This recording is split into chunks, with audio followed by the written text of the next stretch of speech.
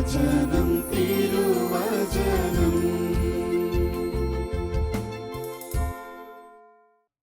പിതാവായ ദൈവത്തിൻ്റെ സ്നേഹവും പുത്രനായ യേശുക്രിസ്തുവിൻ്റെ കൃപയും ആശ്വാസദായകനായ പരിശുദ്ധാത്മാവിൻ്റെ സഹവാസവും ശാലോം ശുശ്രൂഷകളിൽ പങ്കുചേരുന്ന നിങ്ങളുടെ കൂടെ എപ്പോഴും ഉണ്ടായിരിക്കട്ടെ.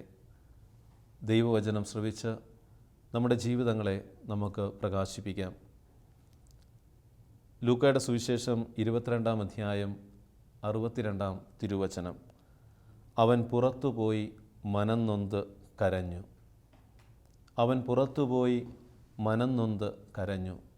ക്രിസ്തുവിൽ പ്രിയമുള്ളവരെ, അനുതാപം കരച്ചിലാണെന്ന് തിരിച്ചറിയണം.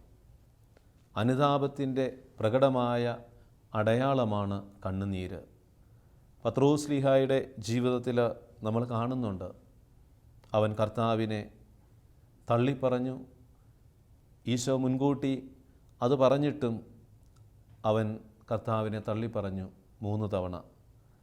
ഈ 3 തവണ കോഴി കൂവുന്നതിന് മുമ്പ് നീ തള്ളിപ്പറയുമെന്ന് പറഞ്ഞ കർത്താവിൻ്റെ വചനം പത്രോസ് ഓർത്തു കഴിയുമ്പോൾ അവൻ്റെ ഉള്ളിൽ നിന്ന് കണ്ണുനീര് ഒഴുകുകയാണ്.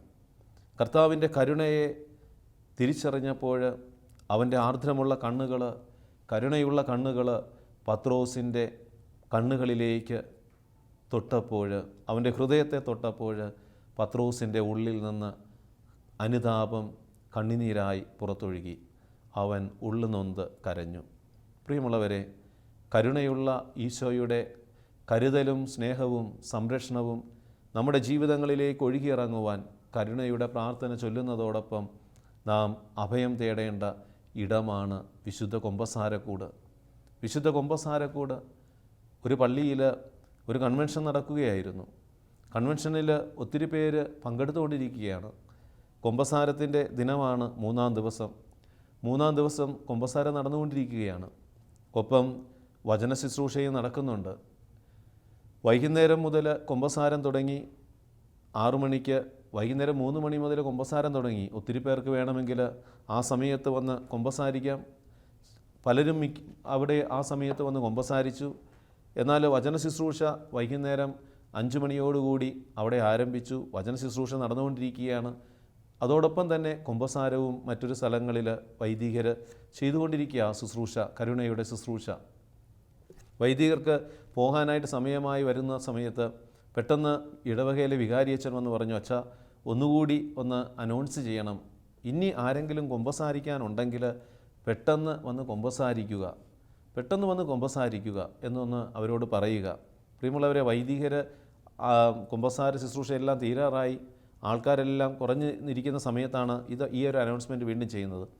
അപ്പോൾ കുറച്ച് സമയം കഴിഞ്ഞപ്പോൾ കുറേ പേര് ആ ഗ്രൗണ്ടിൽ നിന്ന് കുമ്പസാരിക്കുവാനായിട്ട്, കുമ്പസാരം നടത്തണമെന്ന് പറഞ്ഞുകൊണ്ട് ഓടി പോവുകയാണ്. പോകുന്ന വഴിയിൽ അവർ സംസാരിക്കുന്നുണ്ട്, ചിരിക്കുന്നുണ്ട്. അവർ നേരെ ചെന്ന് കുമ്പസാരക്കൂട്ടിൽ ചെന്നു കുമ്പസാരിച്ച് തിരിച്ചു വരികയാണ്. പ്രിയമുള്ളവരെ, ഈ കുമ്പസാരം അനുതാപമുള്ള കുമ്പസാരമല്ല.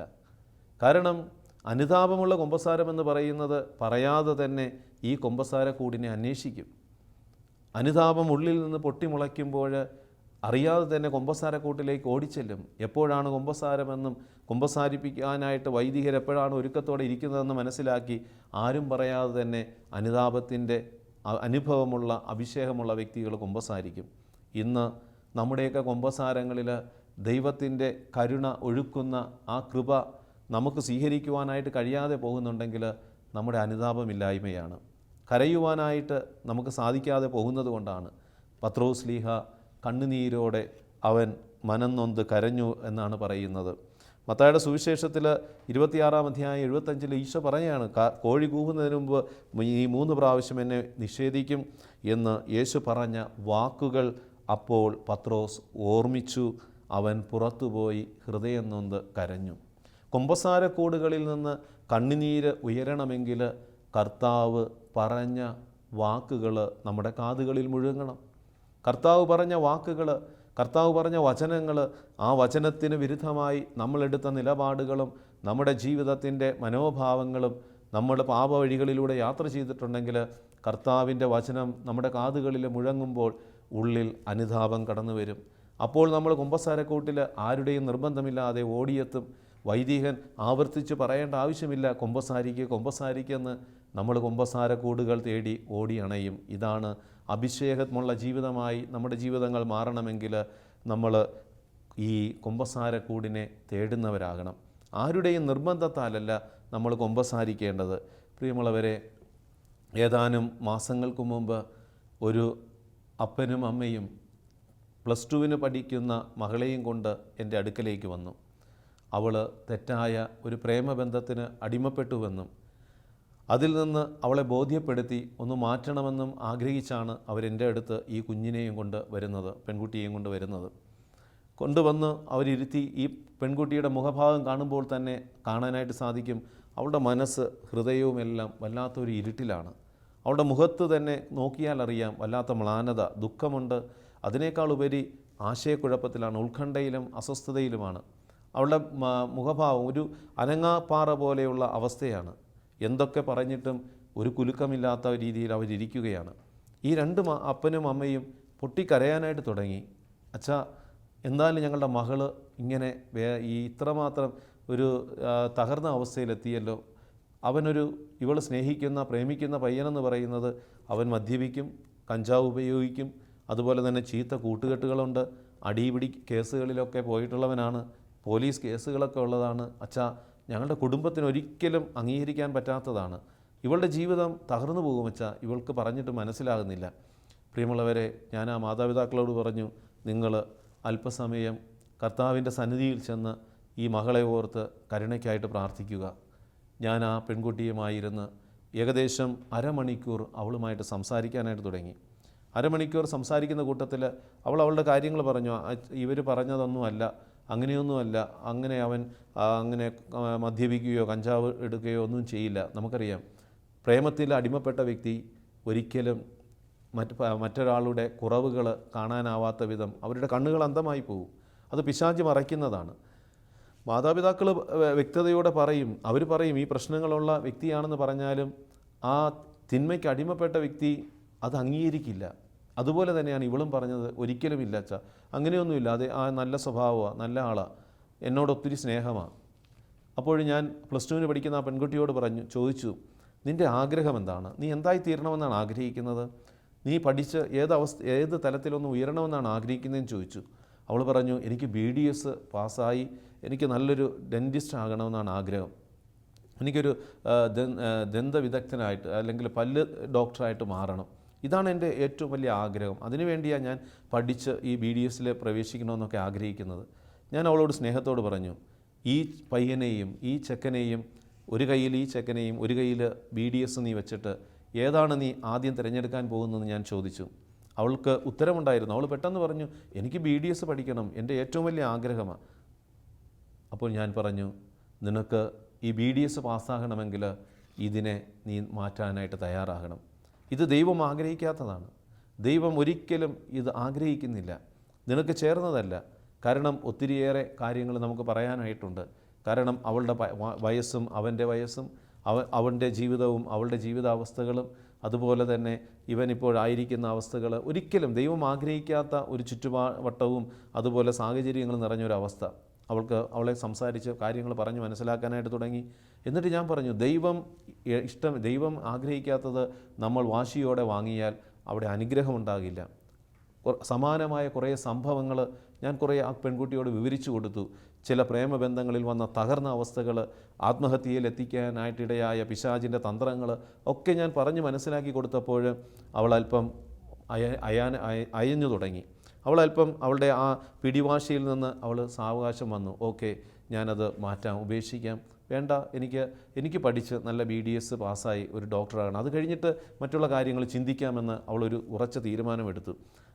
അത് കഴിഞ്ഞ് ഈ മാതാപിതാക്കൾ പ്രാർത്ഥന കഴിഞ്ഞ് കർണക്കൊന്ത ചൊല്ലി എൻ്റെ അടുത്ത് എത്തിക്കഴിഞ്ഞപ്പോൾ ഞാൻ അവരോട് പറഞ്ഞു, നിങ്ങളിനി പേടിക്കേണ്ട ആവശ്യമൊന്നുമില്ല, അവൾ നല്ലൊരു ഡിസിഷൻ എടുത്തിട്ടുണ്ട്, അവൾ ഒരിക്കലും ഇനി വഴിതെറ്റുകയില്ല. പ്രിയമുള്ളവരെ, പെട്ടെന്ന് ഈ മാതാപിതാക്കളുടെ കണ്ണുകളിൽ നിന്ന് കണ്ണുനീര് വരുന്നത് ഇവൾ ശ്രദ്ധിച്ചു കഴിഞ്ഞപ്പോൾ ഇവൾ പൊട്ടിക്കരയാനായിട്ട് തുടങ്ങി. ഇവളുടെ കണ്ണുകളിൽ നിന്ന് കണ്ണുനീര് ധാരധാരയായിട്ട് ഒഴുകാനായിട്ട് തുടങ്ങി. പെട്ടെന്ന് ആ മാതാപിതാക്കളെ അവൾ കെട്ടിപ്പിടിച്ച് അലമുറയിട്ട് കരയുകയാണ്. അതെ, ഇതാണ് അനുതാപം. പ്രിയമുള്ളവരെ, ആദ്യം വന്നപ്പോൾ ഇവളുടെ മാതാപിതാക്കൾ കരയുമ്പോഴും ഇവൾക്ക് അനക്കമില്ല. ഇവൾ ചങ്കുറപ്പോടെ ഇരിക്കുക. എൻ്റെ അപ്പനും അമ്മയ്ക്കും അവരുടെ കണ്ണുനീര് വീണാലും എനിക്ക് ആ ചെക്കനെ തന്നെ വേണമെന്നുള്ള ആ ഒരു പിടിവാശിയോടെ ഇരുന്ന പെൺകുട്ടി അല്പസമയങ്ങൾ കഴിയുമ്പോൾ ദൈവത്തിൻ്റെ പരിശുദ്ധാത്മാവ് ഇടപെടാൻ തുടങ്ങിയപ്പോൾ കർത്താവിൻ്റെ കരുണയുടെ ജപമാല പ്രാർത്ഥനയിലൂടെ ഈ പെൺകുട്ടിയിലേക്ക് ഒഴുകിയിറങ്ങിയപ്പോൾ അവളുടെ ഹൃദയത്തിൽ രൂപാന്തരീകരണം സംഭവിച്ചു. ഇതാണ് അനുതാപം. നമ്മൾ എത്രയോ കുമ്പസാരക്കൂടുകളിൽ അണഞ്ഞിട്ടുണ്ട്. എത്രയോ കുമ്പസാരക്കൂടുകളിൽ അനുതാപമില്ലാതെ മുട്ടുകുത്തി നമ്മൾ പാവങ്ങൾ ഒരു ലാഘവ ബുദ്ധിയോടെ പറഞ്ഞ് നമ്മൾ പോയിട്ടുണ്ട്. കുമ്പസാരക്കൂട്ടിൽ ആരാണ് ഇരിക്കുന്നതെന്നുള്ള ചിന്ത പോലുമില്ലാതെ ഒരു വ്യക്തിയോടെന്ന പോലെ അല്ലെങ്കിൽ ഒരു വൈദികനോടെന്ന പോലെ നമ്മളൊരു മനുഷ്യനോട് സംസാരിക്കുന്ന മനോഭാവത്തോടെ നമ്മുടെ കുറവുകൾ കുറ്റങ്ങൾ ഒന്ന് കാഷ്വലായിട്ട് പറഞ്ഞ് പാപമോചനം നേടി പോകുന്ന ഒരു മനോഭാവവും ഒരു ശൈലിയുമാണെങ്കിൽ അത് തിരുത്തുവാനായിട്ട് ദൈവത്തിൻ്റെ പരിശുദ്ധാത്മാവ് ഇന്ന് നമ്മളോട് പറയുകയാണ്. കുമ്പസാരക്കൂട്ടിലിരിക്കുന്നത് മറ്റാരുമല്ല, ക്രിസ്തുവാണെന്ന് നീ തിരിച്ചറിയണം. കുമ്പസാരക്കൂട്ടിൽ നമ്മുടെ അനുതാപത്തിൻ്റെ മനോഭാവത്തോടുകൂടി വേദന നമ്മുടെ ജീവിതത്തിൽ കർത്താവിൻ്റെ വചനത്തിന് വിരുദ്ധമായി ചെയ്തു പോയ പാവങ്ങളെ ഓർത്ത് അനുതപിച്ചുകൊണ്ട് വേണം നമ്മൾ കുമ്പസാരക്കൂട്ടിലേക്ക് അണയുവാനായിട്ടുള്ളത്. അല്ലാതെ ഒരു ചടങ്ങ് തീർക്കുന്നത് പോലെ ഒരു ധ്യാന സമയത്ത് ധ്യാനത്തിൻ്റെ ഭാഗമാണ് ഒരു കുമ്പസാരം, അല്ലെങ്കിൽ ഏതെങ്കിലും വർഷങ്ങളിൽ വാർഷിക കുമ്പസാരം നടക്കുവാനായിട്ടുള്ള ഒരു സാഹചര്യമാണെന്നുള്ള മനോഭാവത്തോടെ നമ്മൾ കുമ്പസാരിച്ച് പോകുമ്പോൾ യഥാർത്ഥത്തിൽ അവിടെ ദൈവത്തിൻ്റെ കരുണ ഒഴുകിയിറങ്ങി നമ്മുടെ ജീവിതത്തിൽ രൂപാന്തരീകരണം സംഭവിക്കാനായിട്ട് ഇടയാകാതെ പോകും. കുമ്പസാരക്കൂട് പാപം അനുദപിച്ച് നമുക്ക് വേണമെന്നുള്ള ആഗ്രഹത്തോടെ വേണം പോകേണ്ടത്.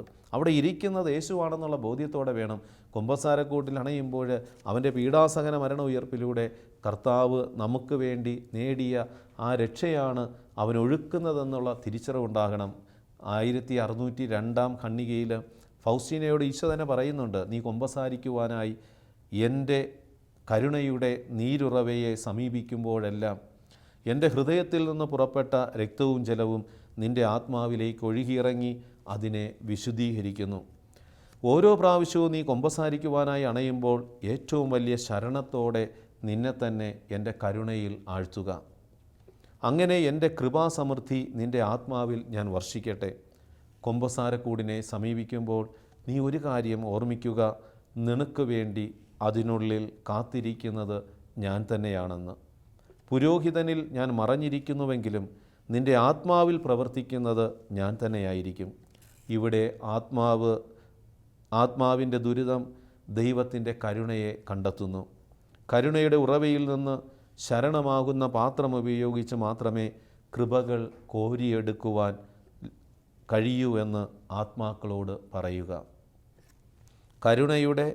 കാരണം ആത്മാവിൻ്റെ ഈ ദുരിതം, നമ്മുടെ ജീവിതത്തിലെ പാപം മൂലം വന്ന ദുരിതങ്ങൾ ദൈവത്തിൻ്റെ കരുണയെ കണ്ടെത്തുന്ന ഇടമാണ് ഈ കുമ്പസാരക്കൂടെന്നും ഈ കുമ്പസാരക്കൂട്ടിൽ ഈ കരുണയുടെ ഉറവയിൽ നിന്ന് ശരണമാകുന്ന പാത്രം ഉപയോഗിച്ച് മാത്രമേ കർത്താവിൻ്റെ കൃപകൾ നമുക്ക് കോരിയെടുക്കുവാൻ സാധിക്കുകയുള്ളൂവെന്നും അറിയണമെന്ന് ആത്മാക്കളോട് പറയണമെന്ന് ഈശോ ഫൗസ്റ്റീനയോട് പറയുകയാണ്.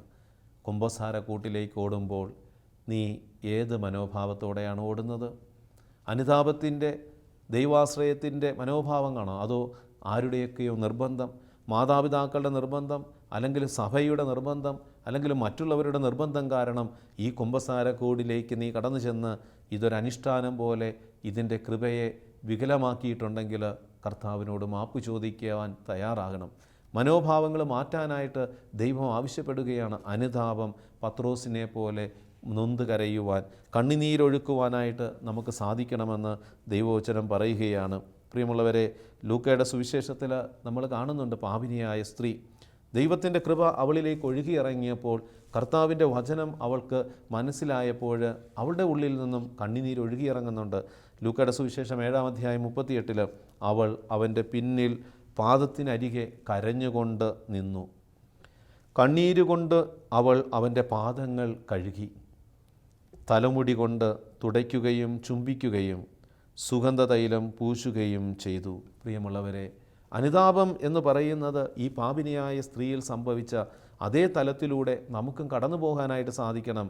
കരയുവാനായിട്ടുള്ള, പാപത്തെയോർത്ത് കരയുവാനായിട്ട് നമുക്ക് സാധിക്കണം. നമ്മുടെ ജീവിതത്തിൽ വന്ന വീഴ്ചകളെയും കുറവുകളെയും കണ്ണുനീരുകൊണ്ട് കഴുകുവാൻ തക്കവിധം നമ്മുടെ അനുതാപ ശുശ്രൂഷകളിൽ നമ്മുടെ കണ്ണുകളിൽ നിന്ന് കണ്ണുനീർ അടർന്നു വീഴണം. അത് അങ്ങനെയല്ലാത്ത അനുരഞ്ജനമൊക്കെ അനുരഞ്ജന കൂദാശകളുടെ സ്വീകരണമൊക്കെ അത് യഥാർത്ഥത്തിൽ കൃപ ഒഴുകിയിറങ്ങുന്ന കൂദാശയായിട്ട് മാറിയിട്ടില്ല എന്ന് കൂടി തിരിച്ചറിയണം. നമ്മുടെ പാപം മൂലം, നമ്മുടെ ഉപേക്ഷ മൂലം, നമ്മുടെ മനോഭാവം മൂലം കൃപ ഒഴുകിയിറങ്ങുവാൻ നമ്മൾ തന്നെ തടസ്സം സൃഷ്ടിക്കുകയാണ്. കാരണം ശരണമാകുന്ന മനോഭാവത്തോടു കൂടി പോകണം, ആരുടെയും നിർബന്ധത്താലല്ല. ഈ പാപിനിയായ സ്ത്രീ അവൾക്ക് വേണമെങ്കിൽ മാറാനായിട്ട് ഒത്തിരി സാധ്യതകളുണ്ട്. കാരണം മറ്റുള്ളവർ വേണമെങ്കിൽ തള്ളിക്കളയാം, അല്ലെങ്കിൽ കുറ്റപ്പെടുത്താം. ഈ സാഹചര്യങ്ങളെയൊക്കെ അവൾ അവഗണിച്ചുകൊണ്ടാണ് അവൾ ഉള്ളിൽ നിന്ന് ശക്തിയെടുത്ത് അവൾ ഈ കർത്താവിൻ്റെ മുമ്പിലേക്ക് കടന്നു വരികയാണ്. കുമ്പസാരക്കൂട്ടിൽ അണയുമ്പോഴും നിനക്ക് ഈ ഒരു അനുഭവമായിരിക്കണം, ഈ ഒരു വികാരമായിരിക്കണം. ആരുടെയും നിർബന്ധത്താലല്ല, ഇതെൻ്റെ ആവശ്യമാണ്. കാരണം എൻ്റെ നികൃഷ്ടാവസ്ഥ, എൻ്റെ ഈ പാപാവസ്ഥ അത് അവൻ്റെ കരുണയാൽ കഴുകപ്പെടുവാനായിട്ട് ആ ശരണമാകുന്ന മനോഭാവത്തോടെ കുമ്പസാരക്കൂട്ടിലേക്ക് ഓടി അണയണം. അവിടെ പറയുന്ന പാപിനിയായ സ്ത്രീയിൽ എന്താണ്, അവൾ എന്ത് തിന്മ കൊണ്ടാണ്, എന്താണ് പാപത്തിനായിട്ട് ഉപയോഗിച്ചത്, അവൾ അത് കർത്താവിൻ്റെ ശുശ്രൂഷയ്ക്കായിട്ട് മാറ്റുകയാണ്. അനുതാപമെന്ന് പറയുന്നത്, കണ്ണുനീരെന്ന് പറയുന്നത് ഒരടയാളമാണെങ്കിൽ, അനുതാപത്തിൻ്റെ പ്രകടമായ അടയാളങ്ങൾ നമ്മൾ എന്തിനെയൊക്കെ പാപത്തിന് വേണ്ടി ഉപയോഗിച്ചുവോ അതൊക്കെ നന്മയ്ക്കായിട്ട് ഉപയോഗിക്കും. അത് ദൈവത്തിൻ്റെ മഹത്വത്തിനായിട്ട് നമ്മൾ ഉപയോഗിക്കും. അത് നമ്മുടെ ശരീരമാകാം, നമ്മുടെ വാക്കാകാം, നമ്മുടെ ചിന്തകളാകാം, നമ്മുടെ പ്രവൃത്തിയാകാം, നമ്മുടെ നിലപാടുകളാകാം. ഒരുപക്ഷെ ദൈവം തന്ന ആരോഗ്യം ഈ ലോകത്തിലെ മ്ലേച്ഛതകൾക്കും തിന്മകൾക്കും വേണ്ടി മാത്രം നീ ഉപയോഗിച്ചിട്ടുണ്ടെങ്കിൽ, യഥാർത്ഥ അനുതാപം നിൻ്റെ ജീവിതത്തിൽ ഒഴുകിയിറങ്ങിയിട്ടുണ്ടെങ്കിൽ, നീ നിൻ്റെ ശരീരത്തെ മറ്റുള്ളവരുടെ നന്മയ്ക്ക് വേണ്ടി ഉപയോഗിക്കും. ഒരുപക്ഷെ നിൻ്റെ വാക്കുകൊണ്ട് തിന്മ വർത്തനം, പരിദൂഷണം, കുറ്റം പറച്ചിൽ, അല്ലെങ്കിൽ കോപത്തിൻ്റെ വാക്കുകൾ മാത്രം നീ ഉപയോഗിച്ചിരുന്നുവെങ്കിൽ, പിന്നെ നിൻ്റെ അധരങ്ങളിൽ നിന്ന് കൃപയുടെ വാക്കുകൾ കടന്നു വരും, സ്നേഹത്തിൻ്റെ വാക്കുകൾ കടന്നു വരും, ക്ഷമയുടെ വാക്കുകൾ കടന്നു വരും. പ്രിയമുള്ളവരെ, ഇവിടെ കാണുന്നത് അതാണ്. പാപിനിയായ സ്ത്രീയിലേക്ക്, ആ വചനഭാഗത്തിലേക്ക് നിങ്ങളുടെ ശ്രദ്ധയെ ഒന്നുകൂടെ കൊണ്ടുവരുവാനായിട്ട് ഞാൻ ആഗ്രഹിക്കുകയാണ്. അവൾ ആദ്യം തലമുടി കൊണ്ട് തുടയ്ക്കുകയും അവളുടെ ചുണ്ടുകൾ കൊണ്ട് കർത്താവിൻ്റെ പാദങ്ങൾ ചുംബിക്കുകയും ചെയ്യുകയാണ്. പാപത്തിന് വേണ്ടി ഉപയോഗിച്ച അവളുടെ ശരീരത്തെ കർത്താവിൻ്റെ ശുശ്രൂഷയ്ക്കായിട്ട് അവൾ വിട്ടുകൊടുക്കുകയാണ്. ഇതാണ് യഥാർത്ഥ അനുതാപം. അപ്പം പിന്നെ തിരിച്ചു പോകുന്നില്ല. കണ്ണുനീര് യഥാർത്ഥ അനുതാപം. ഉള്ള് കരഞ്ഞു കഴിയുമ്പോൾ പ്രിയമുള്ളവരെ, നമ്മുടെ ജീവിതത്തിൽ ഒരു രൂപാന്തരീകരണം ഉണ്ടാകും. പിന്നെ അവിടെ സംഭവിക്കുന്ന എന്താണ്? സുഗന്ധ തൈലം അവിടെ അവൾ പൂശുകയാണ്. യഥാർത്ഥ അനുതാപം സുഗന്ധത്തിൻ്റെ തലത്തിലേക്ക്, കാരണം മറ്റുള്ളവർക്ക്, ആ ചുറ്റുപാട് നിന്നവർക്കൊരു സുഗന്ധമായി മാറി. അവൾ കൊണ്ടുവന്ന ആ പരിമള തൈലം പൂശുമ്പോൾ അവിടെ ഉണ്ടായിരുന്ന എല്ലാവർക്കും സുഗന്ധമായിട്ട് മാറുകയാണ്. യഥാർത്ഥ അനുതാപം ഇത് തന്നെയാണ്. സൽപ്രവൃത്തികൾ ചെയ്യുവാനായിട്ട് തുടങ്ങണം. നിൻ്റെ സൽപ്രവൃത്തികൾ അത് ക്രിസ്തുവിൻ്റെ പരിമളമായിട്ട് മാറും.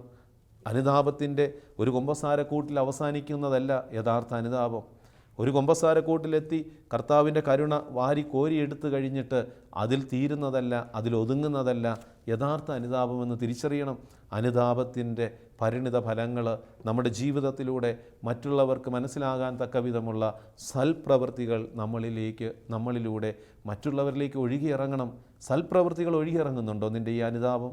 ഓരോ കുമ്പസാരക്കൂട്ടിലും അണഞ്ഞതിന് ശേഷം നിൻ്റെ ജീവിതത്തിലേക്ക്, നിൻ്റെ ജീവിത വഴിയിൽ ഈ പ്രവൃത്തികൾ സംഭവിക്കുന്നുണ്ടോ? യഥാർത്ഥ അനുതാപം എന്ന് പറയുന്ന അതാണ് പ്രിയമുള്ളവരെ. ആരുടെയും നിർബന്ധം കൊണ്ട് നമ്മൾ കുമ്പസാരക്കൂട്ടിൽ ചെന്നിട്ട് കുമ്പസാരിക്കുവാനായിട്ട് നമ്മൾ തയ്യാറാകരുത്. ഇത് കർത്താവ് വെളിപ്പെടുത്തിയ വലിയൊരു ദൈവീക രഹസ്യമാണ്. ഈശോയുടെ തന്നെ വെളിപ്പെടുത്തിയ ഒരു വലിയൊരു രഹസ്യമാണെന്ന് നമ്മൾ തിരിച്ചറിയണം.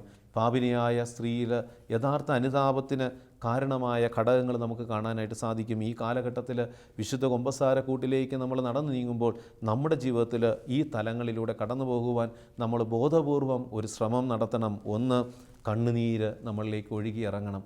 ഹൃദയത്തിൽ നിന്ന് അനുതാപം പൊട്ടിമുളപ്പെടുമ്പോൾ അത് കണ്ണുനീരായി പുറത്തേക്ക് ചാലായി ഒഴുകിയിറങ്ങും. പിന്നെ വീണ്ടും അടുത്തത് വരുന്നത് എന്താണ്? അടുത്ത സ്റ്റെപ്പ് എന്താണ്?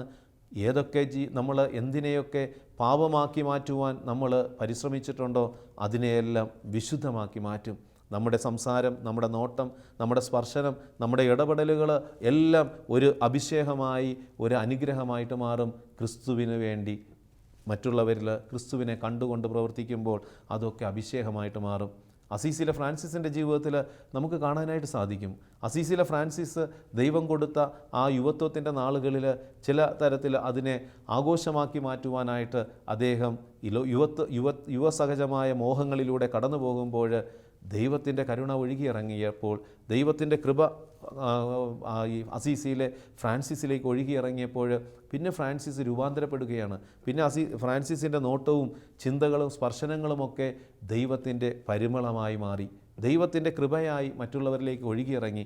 ഫ്രാൻസിസ് പറയുന്നുണ്ട്, കാരണം ഓരോ സൃഷ്ടവസ്തുക്കളിലും ദൈവത്തിൻ്റെ ചൈതന്യം നിറഞ്ഞു നിൽക്കുന്നുണ്ട്. ഓരോരുത്തരെയും ഞാൻ നോക്കുമ്പോൾ ദൈവത്തിൻ്റെ സാന്നിധ്യം ഞാൻ കാണുകയാണ്. ഇതാണ് അനുതാപം, ഇതാണ് യഥാർത്ഥ ഉള്ളുനൊന്തുള്ള കരച്ചിൽ. പ്രിയമുള്ളവരെ, കർത്താവിൻ്റെ കരുണ നമ്മളിലേക്ക് അവിടുന്ന് വാരി വിതറുവാനും ഒഴുക്കുവാനും ആഗ്രഹിക്കുമ്പോഴും ഈ കൃപ നമ്മളിൽ നിന്ന് മറ്റുള്ളവരിലേക്ക് ഒഴുകുവാനായിട്ട് ദൈവം ആഗ്രഹിക്കുന്നുണ്ട്. അതിന് ഈ തലങ്ങൾ, ഈ 3 തലങ്ങളുണ്ടാകണം. അനുരഞ്ജന കൂദാശയിൽ പങ്കുചേരുമ്പോൾ ഒന്നാമത് നമുക്ക് ശരിയായ ഒരു അനുതാപം വേണം. ഉള്ളുകൊണ്ട് കരയുവാൻ, ആ കരച്ചിൽ കണ്ണുനീരായി പുറത്തിലൂടെ ഒഴുകിയിറങ്ങുവാനായിട്ട് കഴിയണം. മറ്റൊന്ന്, എന്തിനെയൊക്കെ നമ്മൾ പാപമാക്കി മാറ്റുവാൻ നമ്മുടെ സ്വാർത്ഥതയും നമ്മുടെ തെറ്റായ കാഴ്ചപ്പാടും തെറ്റായ ചിന്തകളും അതിന് കാരണമായിട്ടുണ്ടോ, അതിനെയൊക്കെ നന്മയാക്കി മാറ്റാനായിട്ട് നമ്മൾ തയ്യാറാകണം. സൽപ്രവൃത്തികളിലൂടെ നമ്മൾ ഒരു പരിമളമായി ചുറ്റുപാടുകളിൽ മാറണം. ഇതാണ് യഥാർത്ഥ അനുതാപം.